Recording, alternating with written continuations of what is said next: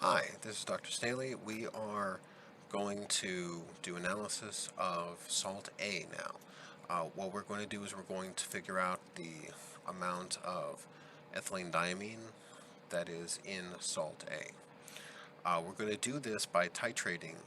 Uh, we're going to do this by reacting it with hydrochloric acid, which is going to protonate the ethylenediamine, and and then we're going to back titrate using sodium hydroxide. So here is our setup.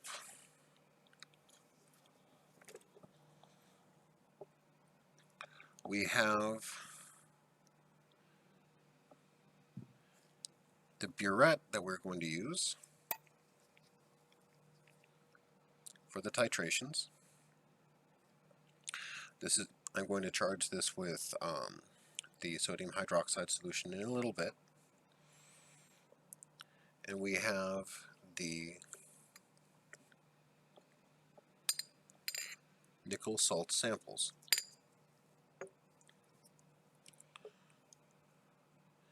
Here's the hydrochloric acid that we're going to use, and here is the sodium hydroxide that we're going to use. Now, one of the things to note right away about the hydrochloric acid and sodium hydroxide is that I have not put the sodium hydroxide in here yet. This is because, as we've already discussed before, carbon dioxide dissolves in water to produce carbonic acid. Then the carbonic acid, if it's pure water, just reaches equilibrium where there's some where some of it turns back to CO2, bubbles out, some of it stays in water, and there's an equilibrium there. However, if there's a strong base present, then that'll react with the carbonic acid, and then you'll just get more and more and more carbon dioxide going into the water and reacting more and more of the strong base. Strong base such as sodium hydroxide. Now, if you leave the base in a sealed container, then there's a limit to how much this can happen, which is that limit is the amount of CO2 that starts out in the container. However, if you leave it open to the air, then the carbon dioxide concentration above the solution just keeps getting refreshed more and more. And that's why I'm trying to limit the sodium hydroxide's and that's why I'm trying to limit the sodium hydroxide's exposure to the air. I don't want to just have it sitting out in a beaker in advance the way that I do with the HCl. And so let's start with cleaning this out. Now, we want to charge the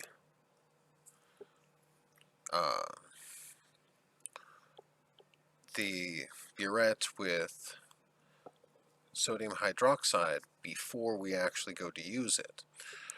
What I mean by that is we want to make sure that sodium hydroxide is coating the inside of the burette. But another thing that we want to do is we want to make sure that it's as clean as we can make it beforehand. This particular burette has already been cleaned for me, but I'm just going to rinse it with some. Can you see that? Yeah. But I'm just going to rinse it with some distilled water. Sometimes there's a bubble in here and you need to flick it in order to get the water down. So now,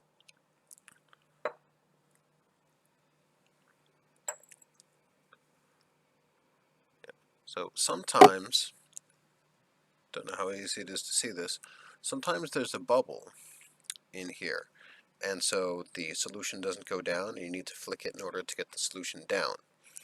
So that's what I did, and then I closed the valve.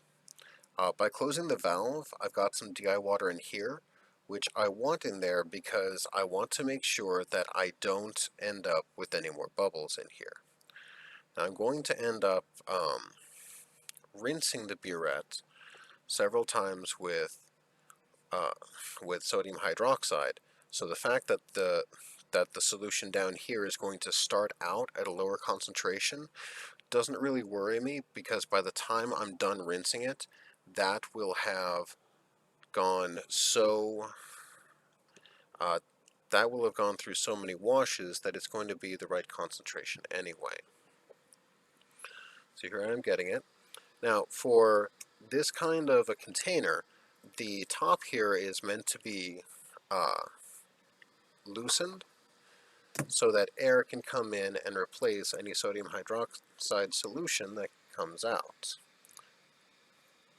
But once again, I don't actually want to have it loosened to allow air in when I'm not using it. So I make sure that I seal it back up all over again.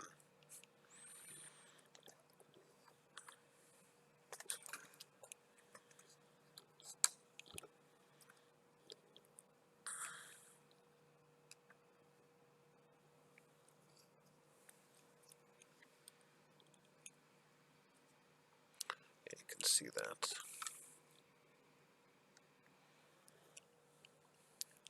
Now on the top here, you can see that I'm using a funnel. For some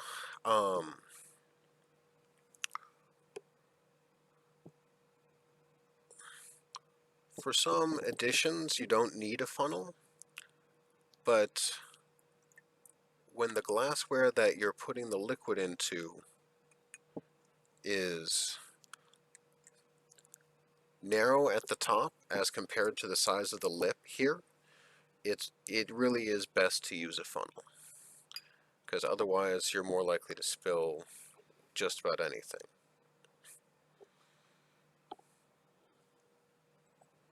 Okay, and here we go.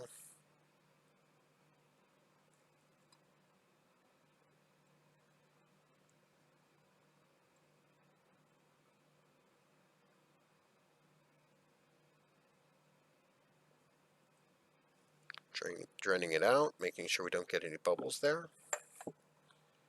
That's one. This is two.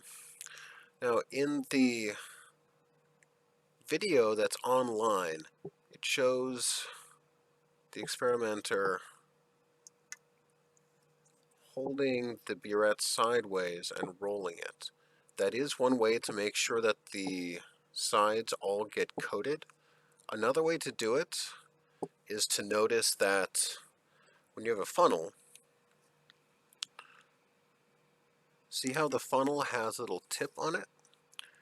That's where the solution is going to come out preferably. And so if you put the tip against the inside of the burette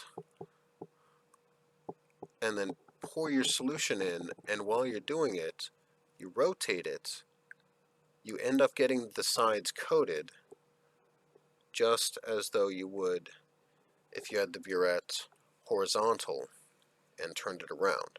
I actually find this to be much more convenient because, again, it means that I can make sure that that as soon as I get rid of any bubbles down at the valve, I can keep bubbles from being produced down at the valve. And also because I find that it's a more effective way to coat the inside of the burette. Two.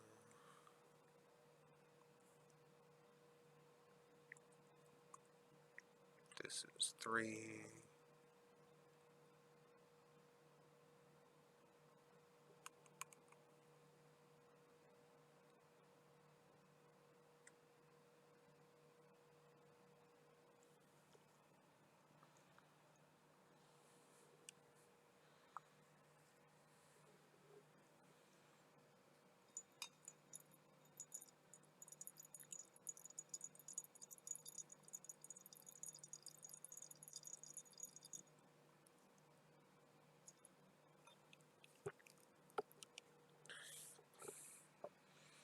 Okay, and now, just because I'm paranoid, I'm going to get a little bit more sodium hydroxide, and I'm going to charge it one more time to make, just because I'm paranoid about this solution here not being the concentration that I want.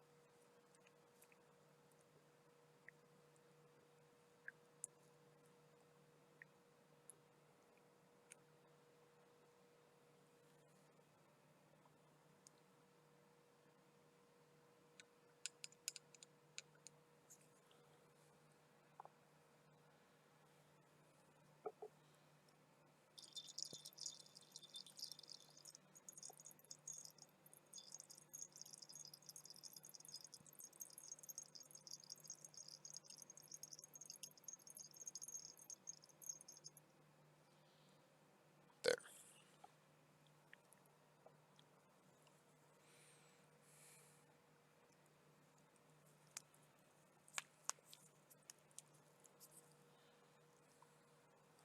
So now let's put this over to the side.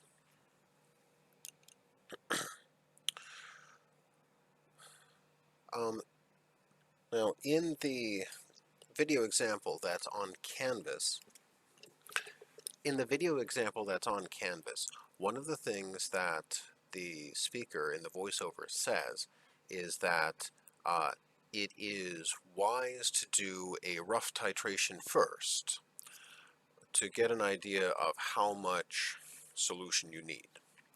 What they mean by that is basically that there are two ways to do a titration if you go to the extremes. The extreme on one hand is to value time. So if you value time, then you just let the titration run. And whenever the color change stays permanent, you close the valve. That takes a very small amount of time, but you get a very inaccurate measurement. The other way to do the titration is that you can value accuracy. And in that case, you go as carefully as you possibly can, making sure to do dropwise at the end, but doing very small amounts at the beginning also, because you don't know how close you are to the end when you first start out. That's very accurate, but it takes a long time.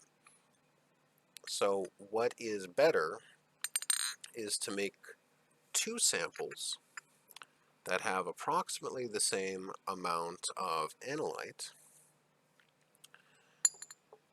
and then just basically burn one of the titrations. With your first titration, do it fast and get a ballpark value. Then with your second titration, take whatever the volume was that you added first, add 80% of that, and then go very slowly and carefully from then on out. It takes a short amount of time, and you can end up with a high degree of accuracy. So, here we go.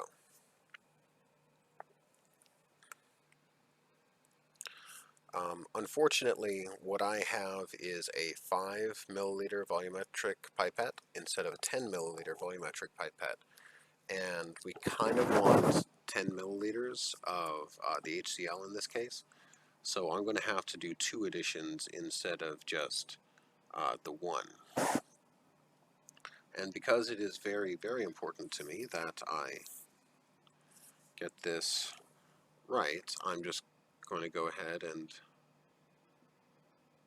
rinse this with the HCl first.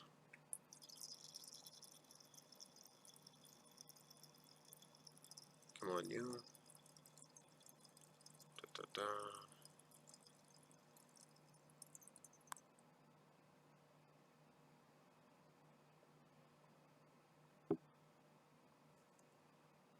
Blow that out.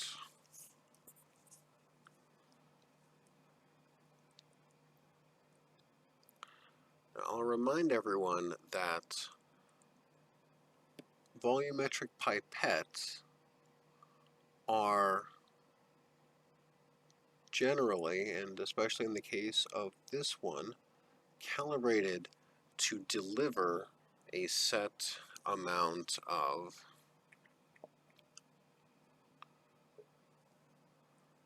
solution, basically a set volume,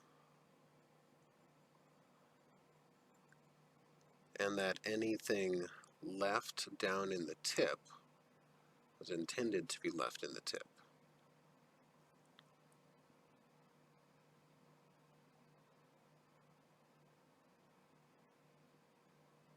There. So that amount that's left in the tip right there, that's supposed to be there. I don't want to put that into my solution. Normally what I would do is I would use this to blow it out of the tip into the waste container, but in this case I actually want to make a second addition because, as I said, I have a 5 milliliter volumetric pipette and I want to add 10 mils of solution. There.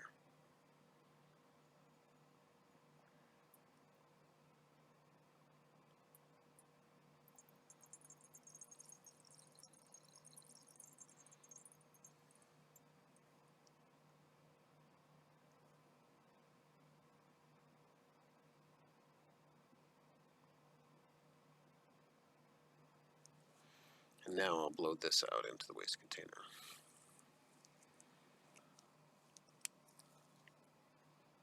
Oh, I forgot to talk about this for this experiment. Right, so this is the handle for the volumetric pipettes that I'm using. There are many different designs, but in this case, basically you squeeze this part at the end, it remains flat, and then using the switch, you can have it suck in air from the bottom, which is how it sucks in volume through the pipette in order to get the solution inside it. Then having the switch go down allows air to go back in to this bottom part and thus back into the pipette without deflating this part. And this just gives a little puff of air so you can blow anything that's in a pipette out of it. Now, take this and swirl it. There we go. Okay. So, titrations. With the titration, what you're doing is you are measuring the end point of a reaction, and you're very slowly adding one reactant to the reaction while measuring its endpoint and only stopping once you've reached that endpoint. Now, the endpoint of that reaction, in this case, is going to be indicated by bromocresol green.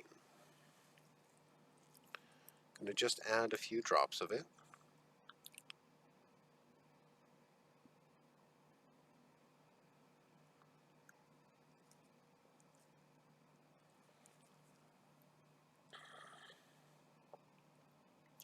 Now, what bromocresol green is it's a dye that also has acidic groups on it and basic groups on it. So it goes through acid-base reactions, and it changes its absorbance depending upon whether it's protonated or deprotonated. So for our purposes, this is going to be that very slight yellow when there is acid present, and it is going to change. I think it's going to change to look like this container. No.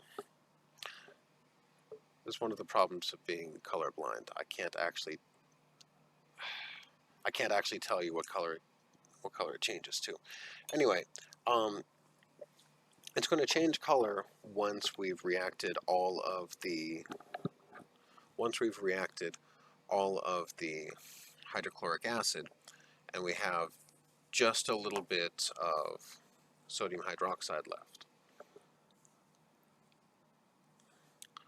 And we have just a little bit of excess sodium hydroxide. So I'm going to bring this over here so that it is easier to see. Bring that there. I'm going to turn this.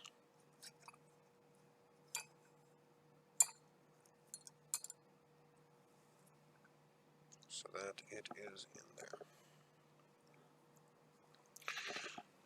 Now next, pretty obviously, I need to get some more sodium hydroxide.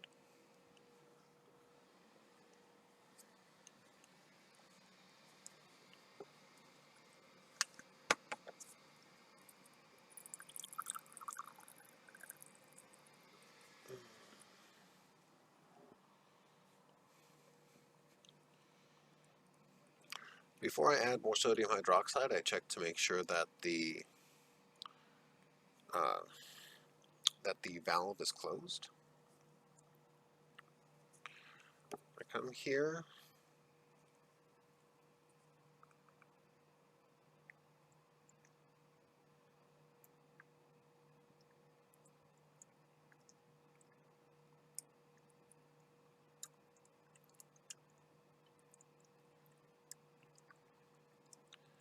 add more of the solution.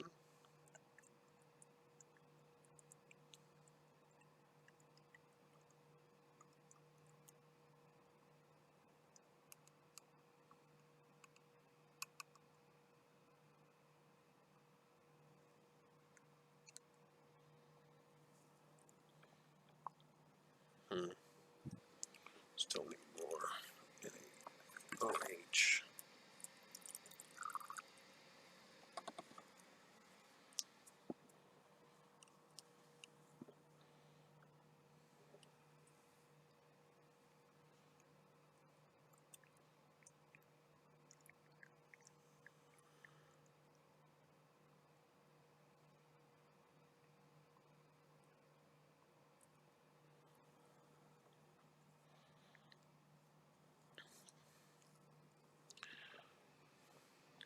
Now, the way that we use the burette is that,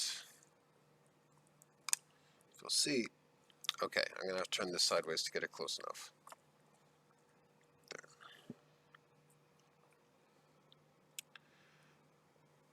The burette is marked with volume markings, but they start at 0 at the top and they go down. The reason being that this is supposed to be read as, here's how much volume you've added to the solution, assuming that your volume level starts at 0. Making sure that the meniscus at the top is either at 0 or below before you start your titration is extremely important, because you need to know both your starting point and your ending point to know how much volume you've added. I say both your starting point and your ending point because all you really know is where the meniscus is at any given time. And it's pretty much a waste of time to try to start exactly at 0 every single time. You'll find yourself adding a little bit, taking a little bit out, adding a little bit, taking a little bit out, over and over and over again. So, because my meniscus right now is above 0, I'm going to need to let some out, but I don't want to let it out into here because I want to make sure that I measure how much sodium hydroxide I add. So I let it out into the waste container instead.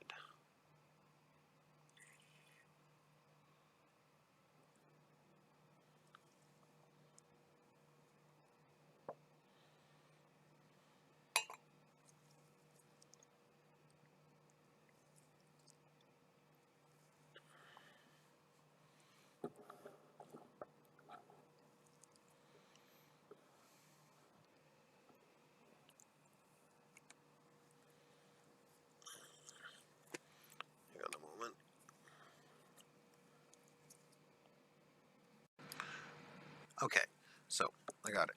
Now that I've let a little bit of solution out, the meniscus is now below 0, but I need to go through the trouble of actually reading it. Let's make sure that this is turned that way. Now what we want to do when we read out a volume on a burette is we want to, you look at those marks. So there's one big mark for every milliliter measurement, and in between those there are 9 smaller marks. So those are tenths of a milliliter. What we want to do is we want to measure out as fine a detail as we. Alright, back. Measuring the sample only took a couple of minutes. So let's take the parafilm off and start with the actual titration. Now, with this, I currently have it set up for if you were doing the titration and you were a right-handed person. So what I'm going to do is I'm going to just turn this, because I'm the one who's actually doing the titration. And what I want to do is I want to use my left hand to move the stopcock, to move the valve open and closed, and use my right hand to swirl the Erlenmeyer flask. Another way to do this would be to use a magnetic stir bar in here and a magnetic stir. That's probably the better way to go about it, but we're practicing basic lab techniques here. The reason why I want to use my left hand for this is because my right hand is my dominant hand. My left hand is my not so dominant hand. And I want to make sure that the amount that I'm stirring is the same throughout the whole thing. Also, the reason that you want to have it here is so that you have a lot more control. If you had this on the other side, you would not have nearly as much control.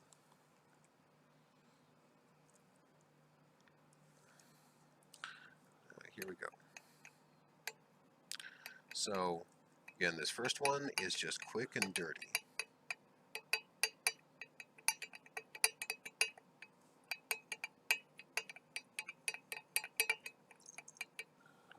Just want to see how it changes.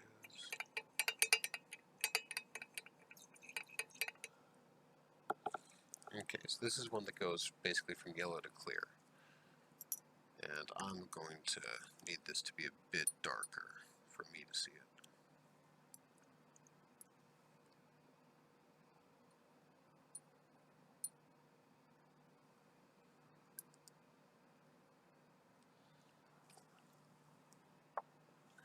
There we go.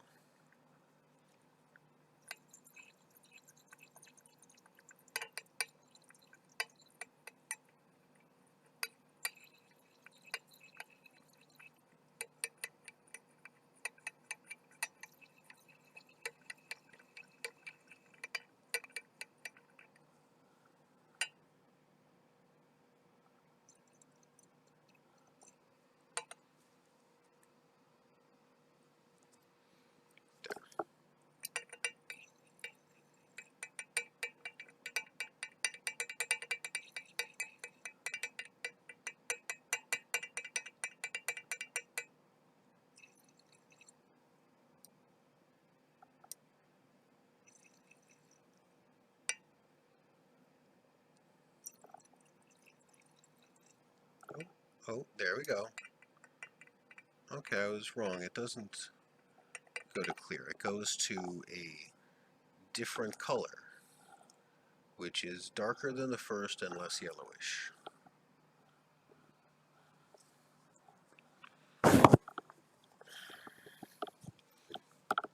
Now, let's take a look at this here. Yes, I know we're going sideways again.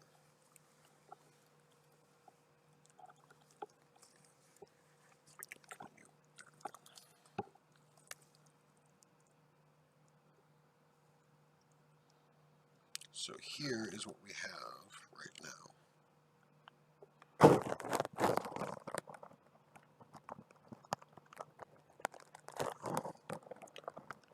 This number right here is 20.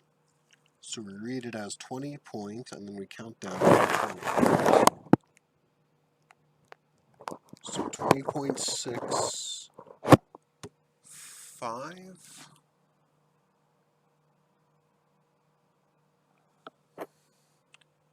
More like 20.61, I think.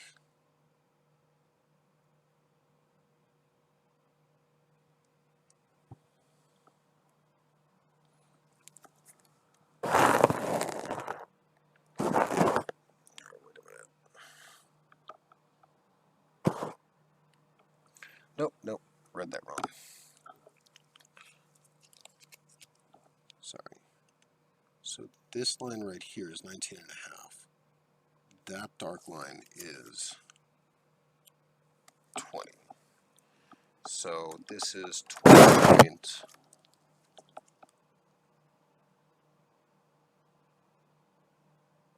There you go, 20.20. Writing that down.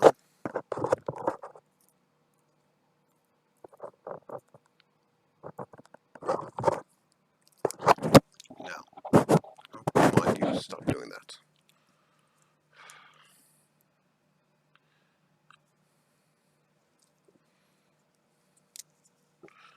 Good, so that's 20 point.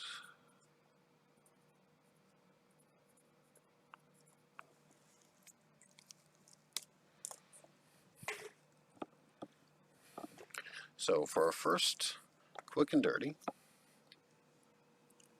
we've got, there you are, now you can read it. This is what we've got, that much added.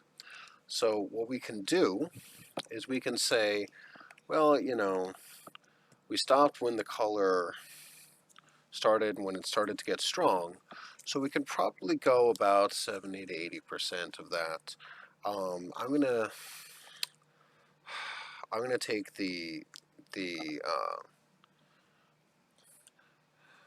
take the safer approach and just say we can go 75% of that.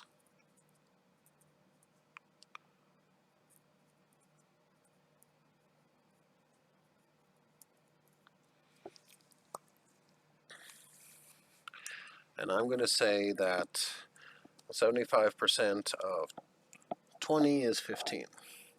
So for the next time, when I'm actually being careful, I'm going to start out just adding 15 milliliters right away, and then I'm going to start adding slowly after that. So, see you then. Welcome back. So, I took care of the samples that were in the oven, and then I went and did some stuff for the people using salt sample B. And now let's continue with salt sample A. So we just finished the rough titration, the quick and dirty one that we just burned to get a ballpark estimate. The amount that we added last time was 20.07 milliliters, and we estimate that we can add quickly 75% of that volume if we have approximately the same starting amount of material, which we do in this case. And so what I'm going to add quickly is 15 milliliters of sodium hydroxide solution. Now, ordinarily, I would just keep going from where I was, because after the last titration, I was at 20.20 milliliters, and basically I'm estimating that I'm going to probably need another 20 mils beyond that, and the burette holds 50 milliliters total.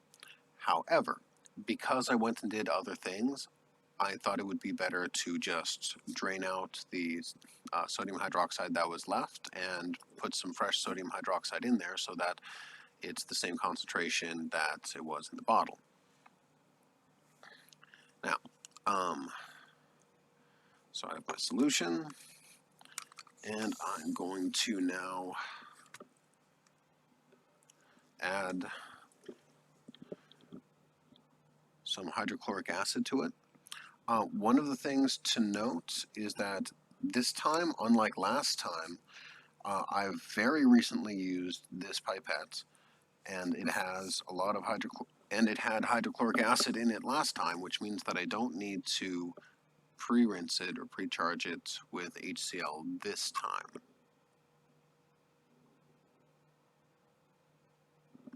There. So I can just, start adding right away.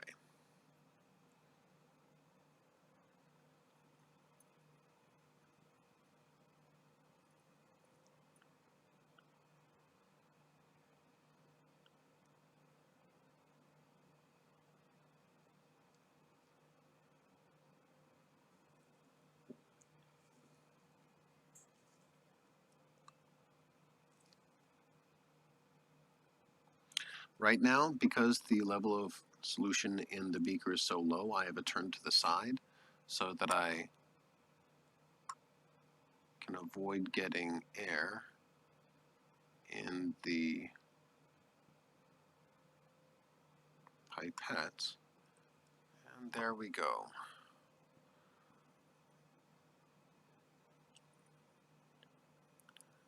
When you turn it to the side a little diagonally like that, you end up getting all the solution on one end so that you can keep the pipette below the level of the liquid more easily. There we are.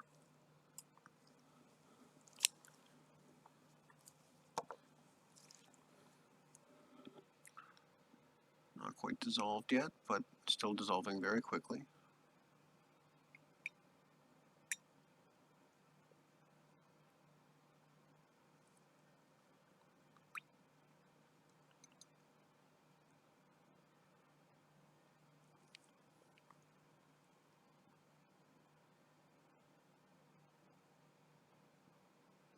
You thought that you were going to escape me, didn't you?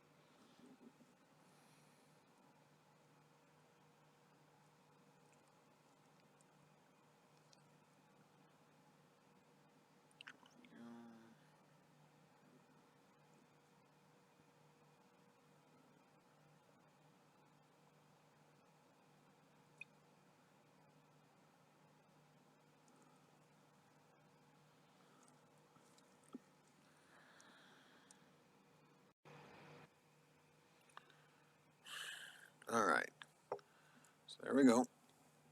And some of this. So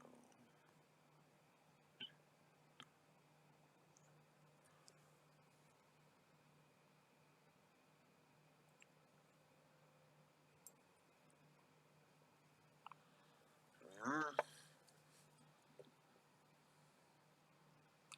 And make sure I get the down. So there are droplets on the side here from when I was trying to make sure that everything was in there. I want to make sure that I rinse any droplets down. Now, because DI water is basically the solvent here, and it is not either a strong acid or a strong base, it isn't going to change the reading of the amount of volume required to titrate it. So it's not that big of a deal. So there, I had a piece of parafoam on the top of the burette while I was dissolving the salt. So here we go. Right now, the reading is at 6.80 milliliters. I want to go down by 15 milliliters. That's not down to 15, that's down by 15 milliliters. So I want to do that quickly. So I add 15 to this, so that comes out to 21.8. So that's about down here. I'm just adding that in nice and quickly.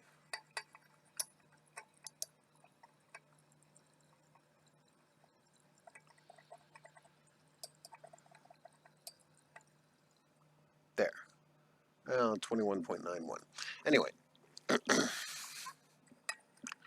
So that's 15 milliliters that's been added quickly, and we still have not seen a color change.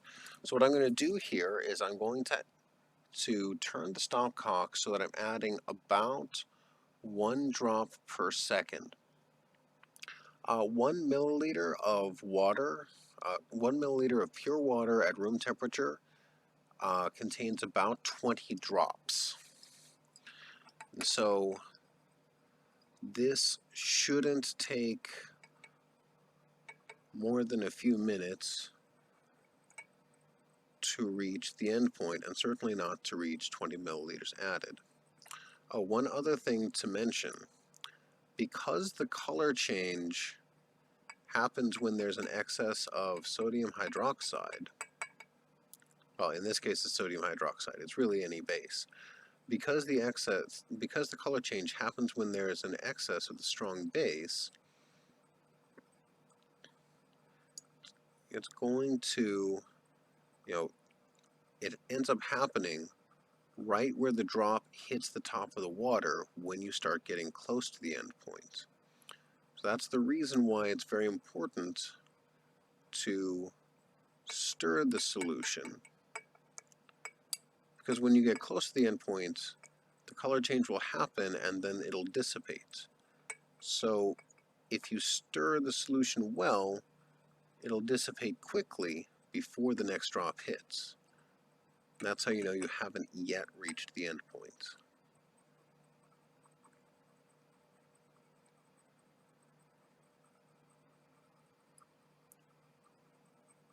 How are we looking? Not there yet. Come on.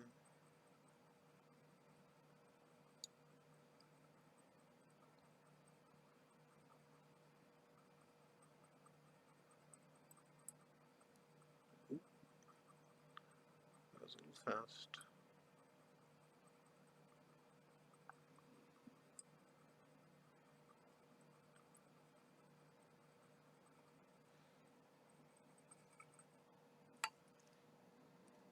I swear it was getting kind of faint there.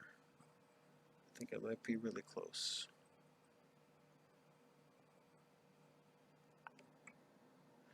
Now, if you think you're at the end point, I think I might actually be at the end point right now.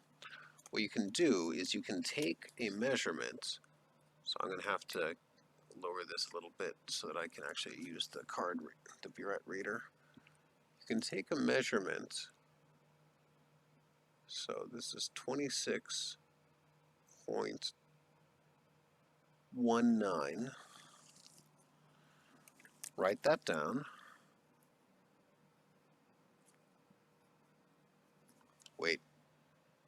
Really? 26.19. Yeah. 26.19 milliliters. And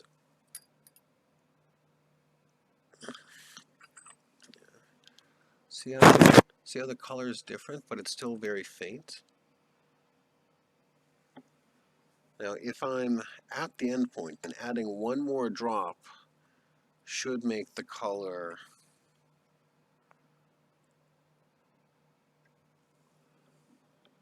significantly different. Oops, that was 2 or 3 more drops.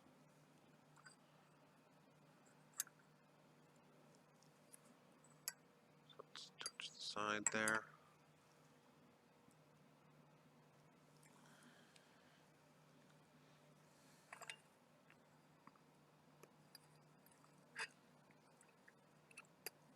So we'll drop those down. Now that color hasn't changed very much. It's still pretty faint. So I think I only added 6 drops of this, whereas when I did the rough titration I added 10. So bringing that up to 10 drops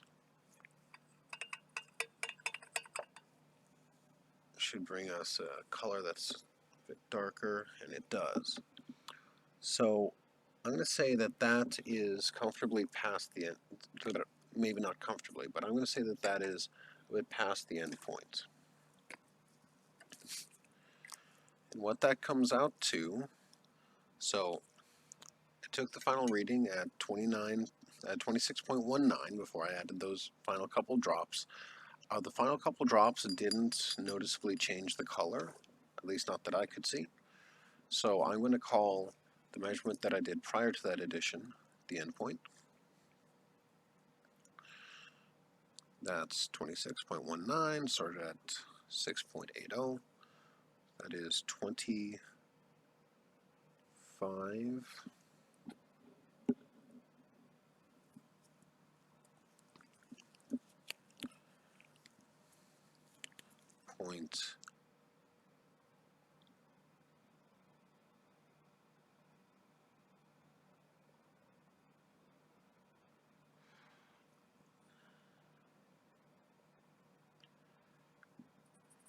Sorry, it's late at night right now. That's 26.39 milliliters, or 25.39 milliliters that I added.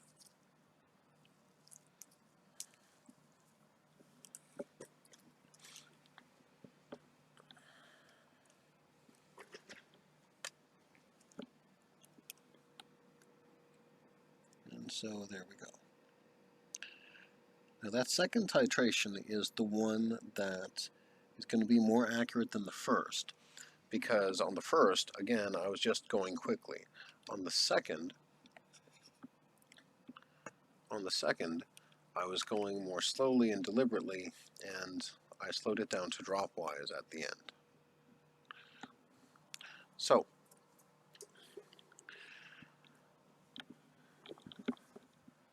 that is what we're going for. Now, thank you for joining me. This concludes the measurement of ethylenediamine in complex salt, in the nickel complex salt made using procedure A by titration. Thank you.